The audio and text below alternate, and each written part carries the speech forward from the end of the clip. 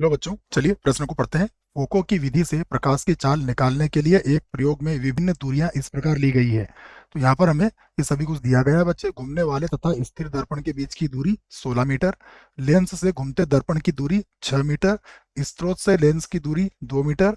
जब दर्पण को 356 चक्कर प्रति सेकंड की दर से घुमाया जाता है तो प्रतिबिंब 0.7 मिलीमीटर खिसकता है। इन आंकड़ों के आधार पर प्रकाश की चाल की गणना करें। तो बच्चों सब कुछ हमें दिया गया है। सवाल में केवल सूत्र हमें आना चाहिए, प्रश्न आसानी से हल हो जाएगा। उसके पहले मैं क्या करता हूँ, मुख्य अवधारणा यहाँ पर लिख लेता हूँ।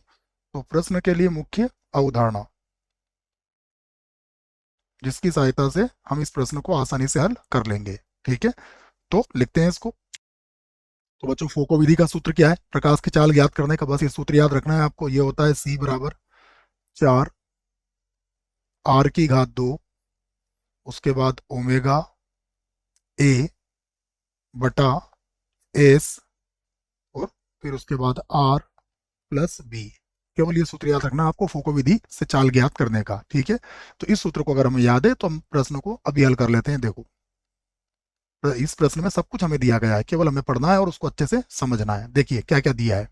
सबसे पहले मैं बात करूंगा घूमने वाले तथा स्थिर दर्पण के बीच की दूरी। ठीक है, तो ये क्या होती है? हमारी आर होती है इस विधि में, इस प्रयोग के अंदर। घूमने वाले तथा स्थिर दर्पण के बीच की दूरी कितनी है? 16 मीटर है। अर्थात बच्चों ये हमारे पास आर के बराबर है ना। उसके पहले मैं लिख लेता हूं दिया है, दिया है। ठीक है, तो देखो क्या दिया है। सबसे पहले जैसा मैंने आपसे कहा, आर का मान दिया गया है यहाँ पर, कितना है? 16 मीटर। ये आर हो गया हमारे पास। उसके बाद देखिए क्या कहा गया है, घूमते दर्पण की दूरी। घूमते दर्पण की दूरी कितनी दी हुई है हमें? 6 मीटर। तो ये किससे हम व्यक्त करते हैं? बी से व्यक्त करते हैं। तो बी बराबर कितना हो गया हमारे पास? 6.0 मीटर। ठीक है, उसके बाद स्रोत से लेंस की दूरी। बच्चों इस ये हमारे लिए ए होती है, जो स्रोत होता है उससे लेंस की दूरी को हम किससे व्यक्त करते हैं इस सूत्र के अंदर? ए से। तो ए बराबर कितना हो जाएगा हमारे पास? 2 मीटर।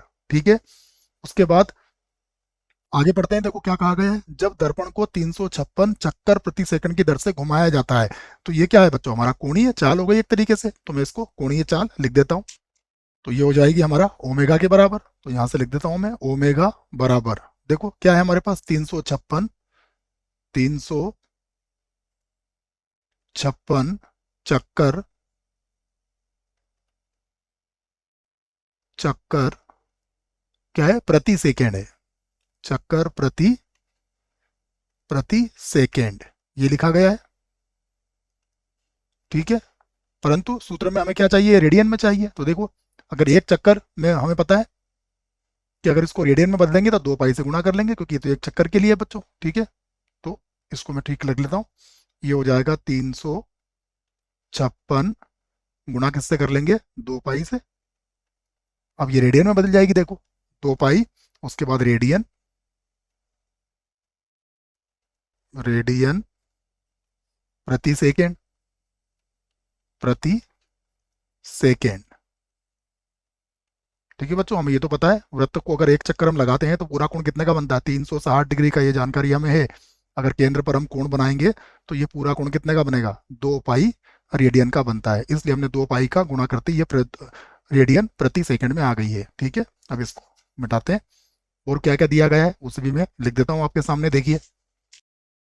उसके बाद बच्चों में यहाँ पर एस लिख देता हूँ। देखो एस बराबर कितना दिया गया है हमें? ये जो प्रतिबिंब में स्थापन हुआ है कितना हुआ है? 0.7, 0.7 मिलीमीटर।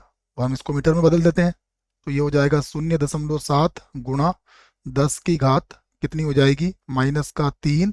और अब ये भी किस में आ जाएगा? मीटर में। तो हमने सभी ज्ञात कर ली है। अब हम लिख सकते हैं फोको की विधि से।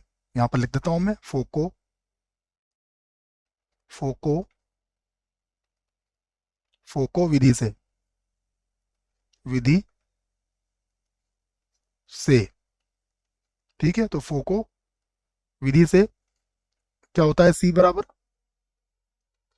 बराबर होता है 4 R की घात 2 ओमेगा ए बटा एस कोष्टक आर प्लस बी।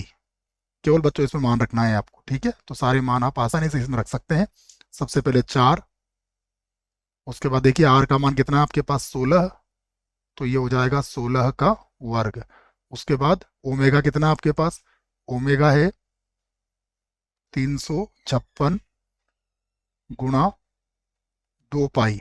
ठीक है, उसके बाद ए का मान कितना है, देखिए ए का मान है 2, बटे में लिखते हैं। तो बटे में आ जाएगा सबसे पहले एस।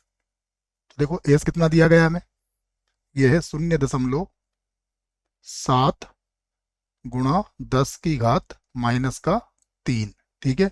उसके बाद कोष्टक, फिर आर का मान कितना है हमारे पास 16, प्लस बी का मान देखिए, बी का मान है हमारे पास 6। सारे मान रख दिए बच्चों हमने। अब इसको आपको हल करना है, ठीक है ना। तो इसको आप आसानी से हल कर सकते हो। इसको हल करने पर जो हमारा उत्तर आएगा, मैं सीधा लिख देता हूँ, है ना। इसको हल करने पर हमारा उत्तर आएगा 2.975, ठीक है, और गुणा हो जाएगा 10⁸ ठीक है। और ये किस में आ जाएगा, ये आ जाएगा मीटर प्रति सेकंड में बच्चों। तो ये हमारे प्रश्न का क्या है, ये हमारे प्रश्न का उत्तर आ चुका है। आशा करता हूँ प्रश्न का उत्तर समझ में आया होगा। धन्यवाद।